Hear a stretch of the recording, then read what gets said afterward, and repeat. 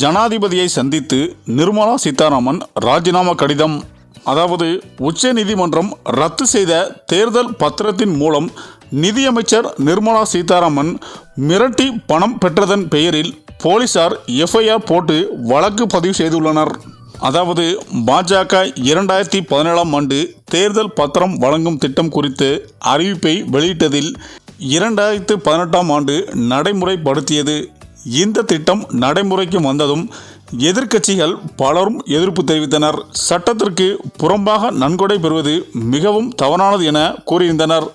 அதேபோல state bank வங்கி கிளை மூலம் யார் வேண்டுமானாலும் தேர்தல் பத்திரம் வாங்கி கட்சிகள் தங்களது பெயர் எதுவும் கொடுக்காமல் இதன் மூலம் நன்கொடை அளிக்கலாம். இது குறித்து உச்சநீதிமன்றத்தில் வழக்கு தொடுத்து இத்திட்டமானது ரத்து செய்யப்பட்டது. மேற்கொண்டு 2019ஆம் ஆண்டு முதல் நடைபெற்ற அனைத்து தேர்தல் பத்திரத்தின் தரவுகள் சமர்ப்பிக்க வேண்டும் என்று உத்தரவிட்டிருந்தனர். இவ்வாறு இருக்கையில் சமீபத்தில் பாஜக நிர்மலா சீதாராமன் மற்றும் ஜே.பி. நட்டா உள்ளிட்ட பெரும் தலைகள் பலரிடம் தேர்தல் பத்திரத்தின் மூலம் மிரட்டி நன்கொடை வாங்கியதாக புகார்கள் வந்தது. அதோடு இவர்கள் மீது ஜனாதிகார சங்கர் ஷாப் அமைப்பின் துணைத் தலைவரும் மிரட்டி பணம் பெற்றதாக புகார் அளித்துள்ளனர். அதன் பெயரில் நிதியமைச்சர் நிர்மலா சீதாராமன் மீது தற்போது வழக்கு பதிவு செய்யப்பட்டு எஃப்ஐஆர் போடப்பட்டுள்ளது. இவ்வாறு சட்டத்திற்கு எதிராக தேர்தல் பத்திரம் மூலம் பணம் பெற்றதால் இவர் பதவியை ராஜினாமா செய்ய வேண்டும் என கர்நாடக முதல்வர் உள்ளிட்டோர் கண்டனங்கள் தெரிவித்து வருகின்றனர். இந்த நிலையில்தான் இந்த வழக்கு விசாரணை துரிதப்படுத்த சொல்லப்படுகிறது.